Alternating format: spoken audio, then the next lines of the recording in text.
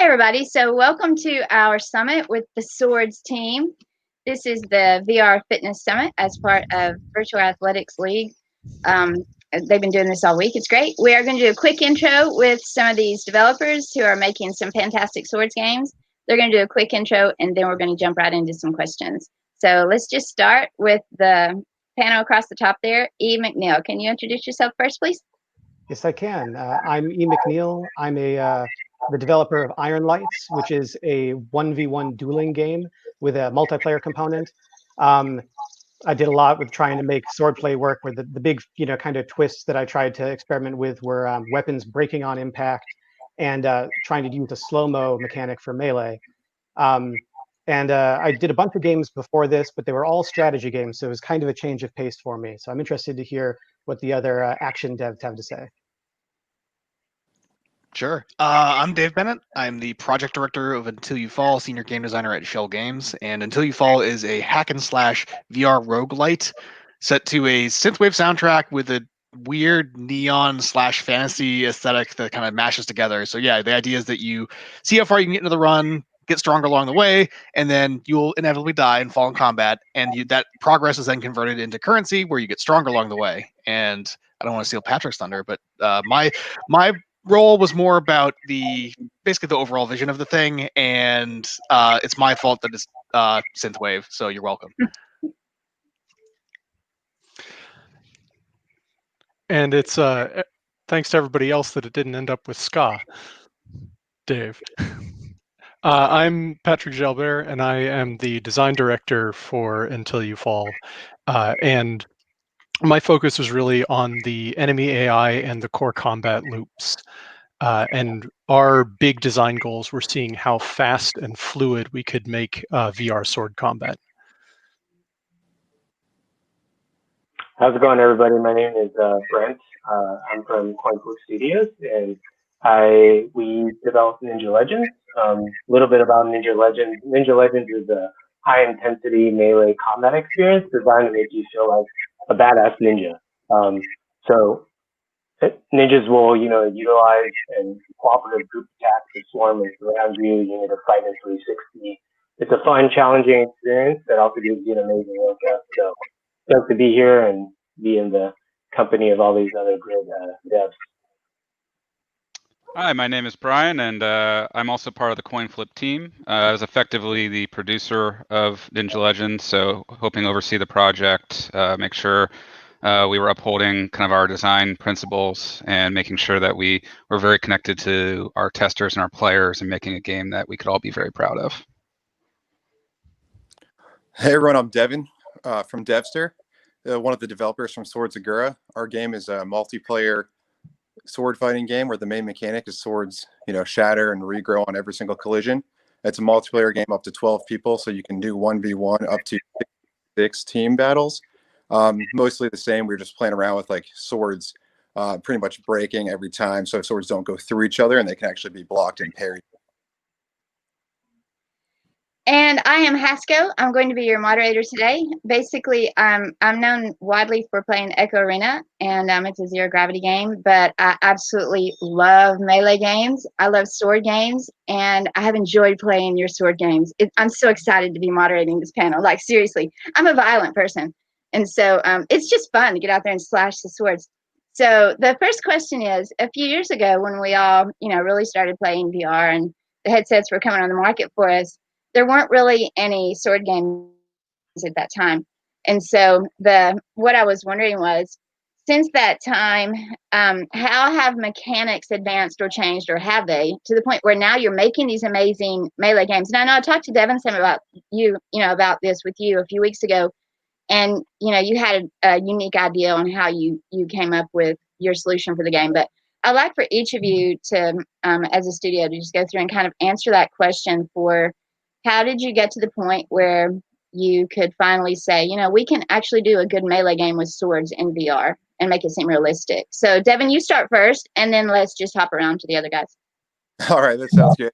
So actually, I started working on this game back in 2016, and the main vision behind it was I was sitting in my room with just like the controllers in my hands, headset not even on, and I was just like thinking, I was like, how can we, you know, fight online without feeling someone's weight or having to use force against them? So as I was just like playing around, swinging my hands back and forth, I was like, oh my gosh, you could just have the swords like break, and your hands will just automatically, they'll stay lined up with your controller.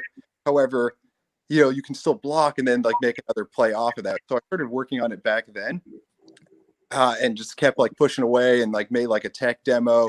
And eventually, you know, got to a point where I was like, man, this is actually really fun. And then just kept building and building and just adding on. And now we're, you know, here and able to play it, which is nice. That's right. Dave, you want to pipe in on that? Sure. I mean, I think Patrick could also speak to it, as well, as kind of he was definitely the one that first started with the prototyping. But I mean, at a high level, we wanted to do something that was kind of a choreographed combat system that was less about kind of waving your arm around wildly. And I see both of us have cats. It was less about waving our arms around wildly and basically trying to get the player to perform big heroic poses. And so like kind of guiding the player to where to swing and how wide to swing, as well as where to block, kind of allowed us to make a combat system that felt less like you were just randomly flailing and more like you're actually trying to fight in melee combat. It's kind of like that. It's like the movie version of melee sword fighting, not necessarily like actual sword fighting, but it kind of captures that feeling. I don't know if you have any more specific, Patrick, you wanted to jump in on. Yeah, actually, the project's first prototype sort of spilled out of like R&D that we were doing just on how to do weapon weight and weapon heft, to see if there was a way that we could fight waggling. And that was sort of like half of it. Was like, okay, how can you get the weight to feel satisfying without making it feel like you're swinging underwater? And then the other half of it was, do we want to chase after realistic sword combat, or do we want to chase after the feeling, you know, like when you're playing with the Nerf swords as a kid that you had? And what sort of pushed us in the direction of choreographed combat is to see if we could make you feel like you were moving at the speed that an action game character for a non-VR game would be moving at. And that was sort of our first trajectory for that. So we started with the choreography, and then later on tried to introduce more of the strategic play and freedom of choice back into the mix. That's great. I'll pop in real quick and say it's really funny the way you describe these games, because, you know, a lot of times if you have the same kind of game in a market, there isn't necessarily a market for all those games. But the sword games you guys have they're sword games, but they're also different too. And so, Dave, the way you describe it, it really is. I would definitely say that it's more artistic. And so it's kind of artistic when you play Swords of, you know, and Swords of Gurrah. And Devin has yeah, you know what I'm talking about there. You get the artistic swings going on there. But Ninja Legends, you get in there and you just, you know, you feel like you're just so awesomely cool. So just slashing around.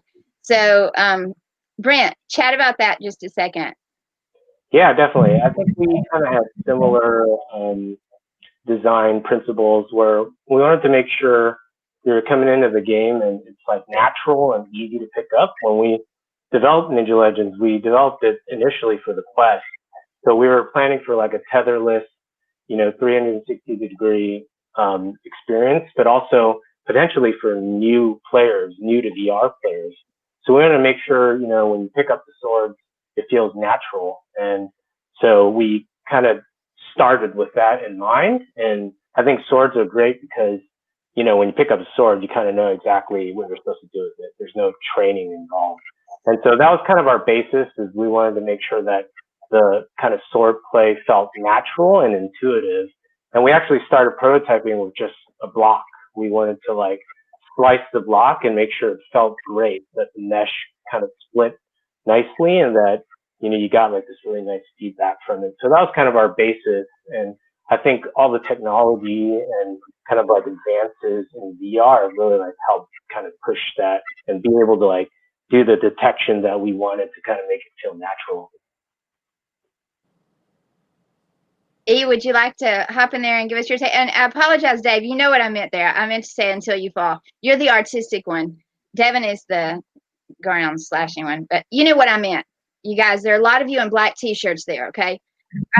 E, go ahead and answer that question. I feel like I could spend the entire time we have for the panel answering this question. There's so much that we could talk about on it. But I think one thing that I had in common with everyone who's spoken so far is trying to like deal with the basic sword wiggling problem, which I think we all played early demos where you stick a sword on the player's controller, and if you treat that as a sword, then the optimal strategy for any game is to put it in the opponent and then wiggle your wrist around as fast as possible. And I think there's a concept I've heard talked about in game design called the burden of optimal play, that like if the game has a way that is the most effective, players feel obligated to take it. So we all had to find ways to make it so that the combat was more effective for the player if they handled it in a more fun, interesting, creative way.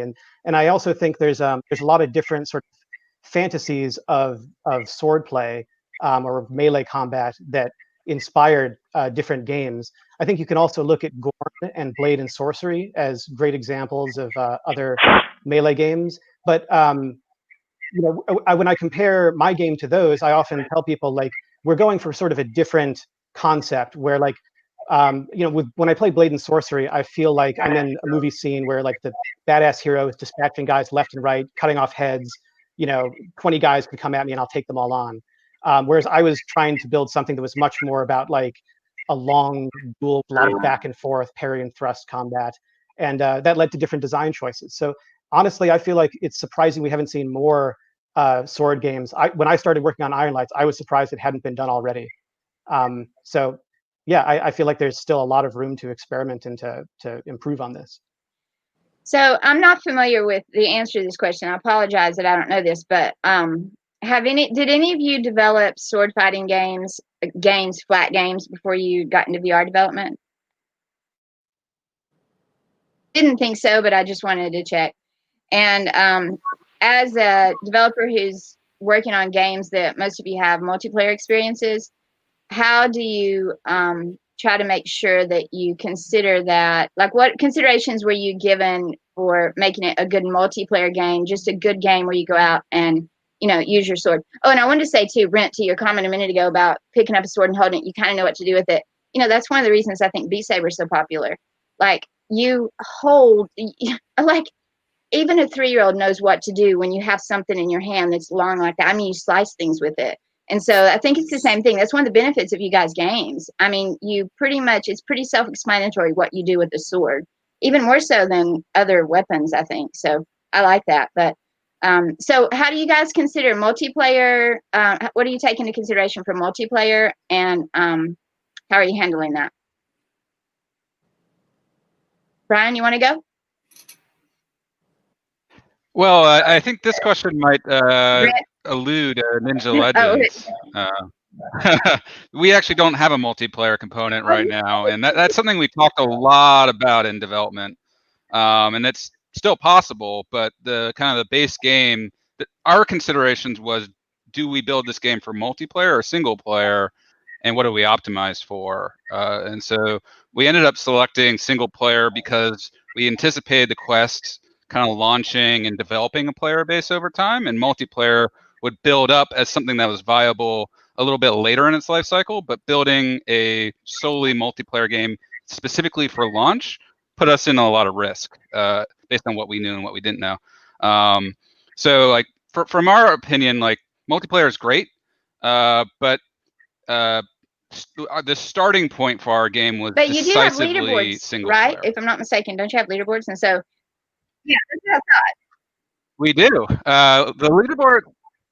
So I mean, I guess in multiplayer, when I think about that, I'm thinking about more adversarial multiplayer or cooperative. So the leaderboards are motivational, and at one point I was on top of our leaderboards, but no longer. I regret that. I'm going to try to get my way back up there.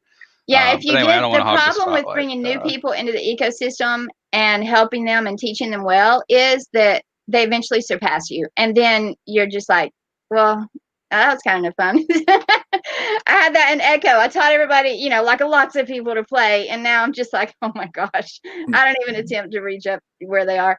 But All right, so do one of you other guys want to talk about multiplayer for a second?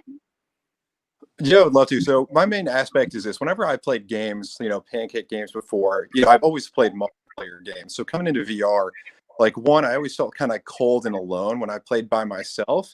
And on top of that, for VR, sword fighting really stands out. Like in a shooter game, it plays the same way as you were on Pancake. You're like aiming, you're going to aim. But for sword fighting, this is the only, VR is the only thing that you can pick up and actually swing and move it how you like need to actually play it properly.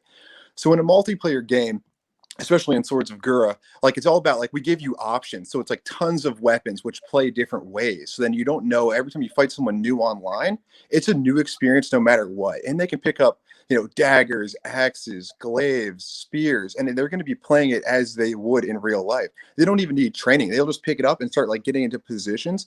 And all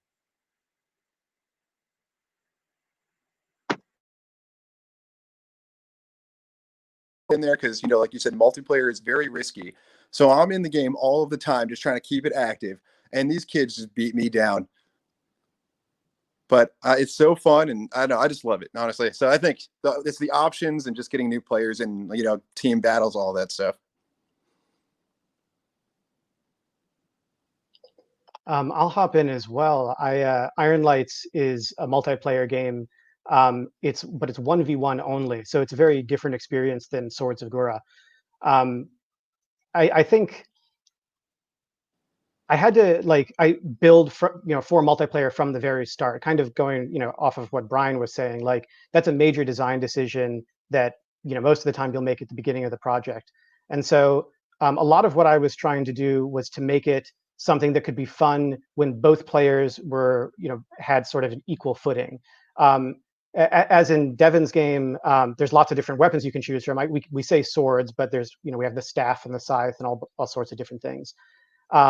But I was trying to set it up as like a class-based or almost like a character-based fighting game where it would be symmetrical and the players would be able to have a good time dueling against each other. And it turns out that's actually more complicated than you might think. At least it was for me because I'm like a very formalist designer. I like sort of constructing a system that's going to produce the kind of experience, a certain fantasy that I had in my head. And in this case, to be able to get like interesting back and forth swordplay of the type that I wanted, what I decided was that I had to slow the gameplay down. Originally, this was just an experiment inspired by stuff like Super Hot, where I prototyped a little special ability where you could slow time down. And pretty quickly, I decided that the game was just always more fun when I had time slowed down, when I was playing against sort of mirrors of myself or like recorded animations that of myself that are akin to another player. And I feel like it takes some getting used to, and I would love to try to find a way to make it work that wasn't in like a distinct slow motion mode. But it does work, and people have had a really good time fighting each other, and it does allow for the kind of interesting swordplay and like trying to feint or get around the other person's defense that I was looking for. Sorry, I have myself muted. So Mcneill, I don't know this, but when you have 1v1, do the players always pick who they play, or do you have some sort of matchmaking set up in your game? We have a matchmaking setup. When the game first launched, it was purely random. It was it would just put you together with anybody else who was online. And then since launch, we've slowly expanded that so that there's a few filters and a ranking system. And we tend to peak with about 20 to 30 players online at any given day, sort of at the busiest time of day, which is good because you can log in and find a match. But we do find that once players reach a higher rank, once they get a lot of skill, and it is a very skill-based game, they tend to have trouble finding other players who are at their level because a lot of newbies are constantly coming through and experiencing it for the first time. And I think that's where stuff like the VR Fitness Summit and external tournaments really help, where we can try to gather up all of those very skilled players and give them a venue to fight against each other that's a little bit more of a it's not random matchmaking. Everybody knows what the competition is, and it can serve as a more like authoritative like measuring stick for who's the best, which I think appeals to the competitive side of a lot of players. Kind of jumping off of that, Until You Fall is a single player game, but we definitely lean into kind of the spectacle of the game. So like we wanted to make it a game that's really fun to watch for people outside of VR, both watching this either a stream or mixed reality streams or even just in person. So again, like we wanted to make it look like a game that was, oh man, I want to be doing that. I want to look as cool and feel as cool as that guy. And also like kind of like you were saying, Mcneill, like the idea that we have basically external competitions that we are running. So we have monthly challenges on our Discord, for example, where we challenge players to either do a speed run or use a specific set of weapons or, you know, just do a goofy thing. I think one of our more recent ones was like take photos of different enemies and locales, like some sort of safari. But we try to do that to have like, you know, encourage camaraderie, competition, stuff like that. So it's interesting. It's interesting to try to find ways to keep people engaged. I'll tell you something. Yeah. Oh, go ahead. No, so just on the opposite end of the spectrum. So we actually do more of like a lobby system because we can have up to like, 12 people at a time in one server. And our high-end players are just so good that if someone new comes in, they obviously are going to like destroy them, which would, be a turnoff to the game. So in our community, it's kind of evolved. We're all like the really good players. Now just like if you see someone who's like brand new, they can just tell and they'll immediately come over and start training them and helping them, giving them advice so that we can keep like building up, a bigger community and getting better and better players. Yeah, that's always a great idea for any new game. I mean, it doesn't matter what genre it is in. And so that's one of the big things that I've been doing basically for quite a while now is helping build the communities because we do have that skill gap there. We have still VR is a small ecosystem. So if we have any other developers watching this who are making any sort of game or people who are playing it who want these kind of games to survive, the very best thing you can do is buy a game, play the game, but be totally invested and involved in the communities because then you can help with community tournaments. You can train new players. You can call yourselves whatever you want, mentors or helpers or whatever it is. And swordsmen, give them a name on your Discords and let people know these are the people you can reach out to. And so it's really important. I'm glad to hear you're doing the regular little events, Dave. That's so important because it keeps your community engaged. And then, like Devin, like you mentioned, having people come in who help other people. There was a really good game I liked quite a while back, and it had it was a fantastic game. But the older players' experience were so experienced, they just stomped all the new players, and they didn't do what we're talking about here. They didn't do that, and so the community ended up basically dissolving. They're now rebuilding that community, but they're rebuilding it with tutorial sessions and little boot camps where they're training new players and stuff, because you want those new players to come in and survive. You want them to feel welcome, first of all, but you want them to know the skills so they don't just get stomped. Nobody wants to do that day after day. So I had another question. Can I throw in one more thing, sure. actually? I just wanted to mention that in the tournaments that we're running external of the game, we decided to have a minor league and a major league. And the idea is the top 3 finishers in any minor league tournament graduate to the major league and are forbidden to ever play in a minor league tournament again. I like that. And so the idea is that the minor league remains a place for newcomers, for up and comers. It's not going to be dominated by the same people every time. If you join and you start like sort of training, then you have a really decent shot. And we actually do have cash prizes for the minor leagues. So the idea is like this is the place to sort of find the talent, and those people go into the major league tournaments that will be sort of the real contest of top players. That's really great. I'm glad you're doing that because it doesn't only separate them for competitive play, which is important because the lower school people might not ever enter a tournament if you didn't do that. But if they do, it rewards them for entering. It still gives them a reward. It gives them something to look forward to. So we've been doing that in Echo VR where we have now like the rookies and, the veterans who play the advanced league and stuff. So they all kind of play together, but the point is they get separated at some point. So I'm glad to hear you doing that. One thing I wanted to talk about, since this is part of the VR Fitness Summit, is the fact that I've played your games, and when you play these games, you can work up a sweat. I mean, it's a good workout if you're really playing the game, energetically as you should if you're battling someone who's coming at you with a sword. And so could you guys chat a little bit about, did you intend for that to be the case? Did you want it to be a good workout for people? Or is it just a side effect of sword fighting and something that you've seen to be a good benefit? Are people in your community using it for fitness? Are they losing weight? Is this something that they're discovering, or was it something that you thought in the beginning, oh wow, this would be a really good way for people to use VR for fitness? Yeah, I can hop in here. I think, well, initially we didn't design Ninja Legends to be a fitness experience. It just so happened that I think our design kind of like lined up perfectly with that. We wanted full body motion. We wanted people to be physical, to swing hard, and it's physical to be a ninja, and it's like physically demanding to be a badass ninja. So I think it just so happened that people were discovering it as a fitness experience. And it's great to hear from the community too, that, like through reviews and in Discord, people are like losing weight and kind of like building it into their routine. So we've definitely discussed like, adding features that kind of like build, further into like using it as a kind of like fitness tool. So we didn't initially design it that way, but I think the features that we added kind of lent itself to like fitness.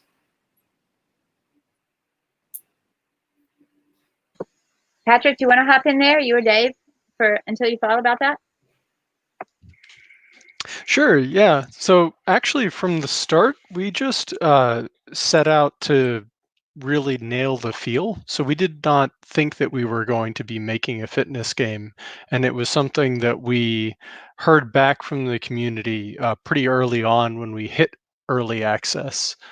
And it was like the first big sign that we had nailed the algorithms for swinging, that people were getting into it enough and getting tired enough that they would have to take breaks in between runs and attempts. And a lot of what we did early on in early access was making sure that our pace breaks were called out and that we were giving players the time in between rounds, or like in between rooms in the game, to like stop, slow down, think about the rewards that you want, and then go ahead and continue once you've caught your breath. So we ended up adding some tips essentially that call out when you die, like, hey, by the way, you may be getting tired, and that might be why you're dying right now. Like, put it down for a second, come back. And we started to see that very, very consistently. Like at about the 20 or 30-minute mark, players would be playing past their ability to really be at their peak performance and not be aware of it because they were into the game. Yeah, and VR does that to us, I think, because it is immersive, and we're so involved with the immersed environment that's why we can lose weight when we do it, and why we can do physical therapy while we're doing it, where we're not having to take pain medication, because it distracts your brain and you focus on the game. So I think that's really great that you put in breaks, because people that are using it for specifically because they want to help their health, developers need to be aware there are people out there like me who have done that, and you kind of do need those breaks to just really check yourself. And I always remind players when I'm with players at tournaments and stuff, stay hydrated, take a break, stretch before you play, because VR esports are just like traditional sports in the sense that you are using your body in physical ways that you otherwise wouldn't be if you weren't jumping around and competing and stuff. So Mcneill, did you have anything to add on that question? Yeah, Iron Lights was not designed for fitness like the others, in the other cases here. But even though it's a slow-mo game, and a number of people have looked at it and said, like, well, it doesn't really look like it would be, you'd work up a sweat.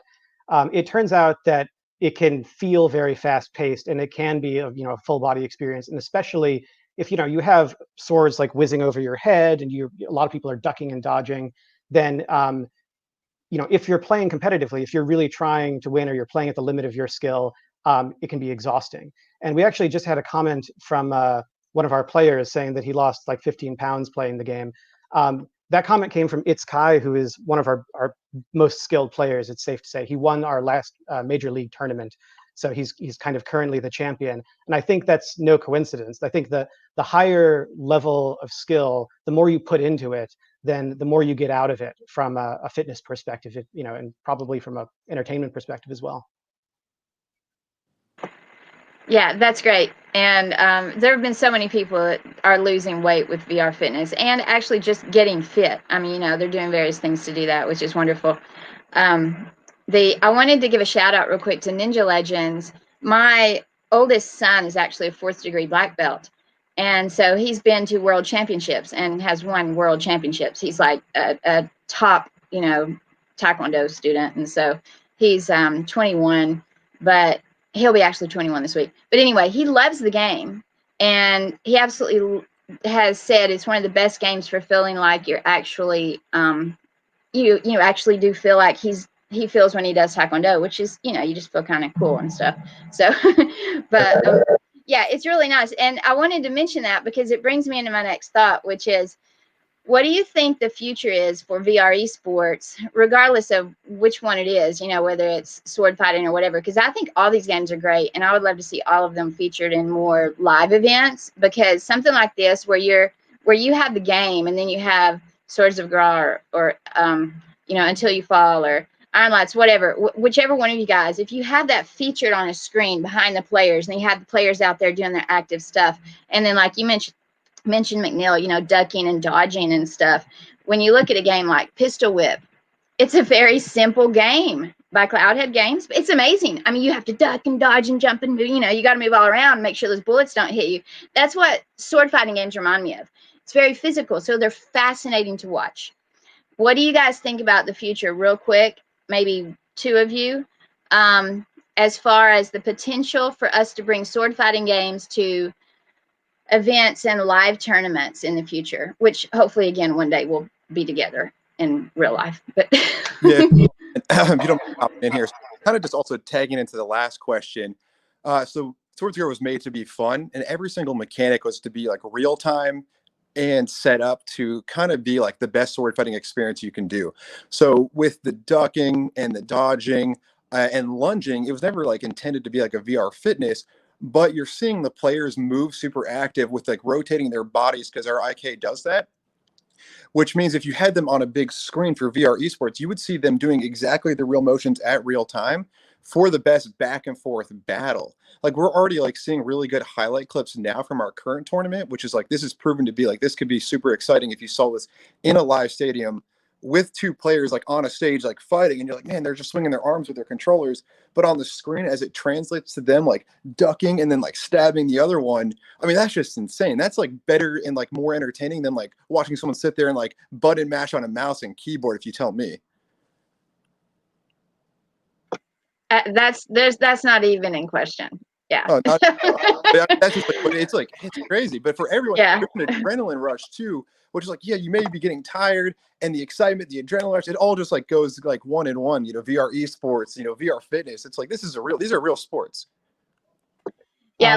Last year I went to China and watched Phaser Like Interactive's game on the big screen, and so you can see the players, just like you said, the two players, and they're battling. But it wasn't a sword fighting game. It's you're throwing bombs at each other and stuff. And so it was absolutely fantastic. It's Final Assault. It was great to see that. But with you guys games, like sword fighting games, I love that. I mean, I'm an older lady and I love watching the physicality and seeing people get out there and fight. Seriously, sitting there watching people just touch a keyboard, that's not thrilling at all. But seeing people slash each other with the sword, that's great. All right, somebody else was going to answer. Go ahead, real quick. Well, real quick, I must say I am impressed with the athleticism of some of the StarCraft 2 guys who can hit 300 clicks per minute. It does take skill. Yes, it does. So with Iron Lights, we had one experience, a demo that I probably put way too much time into getting working. But at PAX East this year, we were able to have two people on quests facing each other in the booth, fighting with the game being projected on the screen behind them. And that, that's something that I had wanted from the beginning, and I hope that someday we'll get to do that again once people are allowed to be together in person. But the next best thing, we're able to develop like a whole spectator client, which is a 2D app that runs Iron Lights. That's free to download, but you can only spectate the VR games, and it gives you a nice third-person camera. The players can see that camera floating in game, so they can kind of point to it or mug the camera or whatever. Which it was designed to allow for good streaming of your matches from the Quest, make it so that you can just mirror the games, with a nice camera on the PC. But it also allows us to do very attractive tournaments. So here's my plug. the Iron Lights finals for our Virtual Fitness Summit tournament is happening in 2 days on Saturday, and everybody should tune in because we're going to be trying to commentate live for the first time, run our latest, greatest spectator client, and we're going to have some of our best players playing. So it should be a good show. That sounds great, Mcneill. Let's try to get an article out in VR Fitness Insider before Saturday. So stay on. We'll chat at some point after this, or message or something on the Discord. But basically, I just want to say to you guys one final thought. I love the potential of VR esports and what you're doing for the future of sports, where we combine the technology and the physicality. So, you know, I mentioned in the last panel I had stuff like the Olympics or things like that in the future. We can't do guns, but swords are pretty amazing and cool. And that might also be something that we could, you know, get worked in there. So keep developing, keep working hard, make sure you have good spectator, build your communities, keep doing the awesome job you're doing, and let us help you in any way we can. So thanks for coming on today, and it was great to have you guys here. Yep, thanks so much. Thank you. Thank you for having us.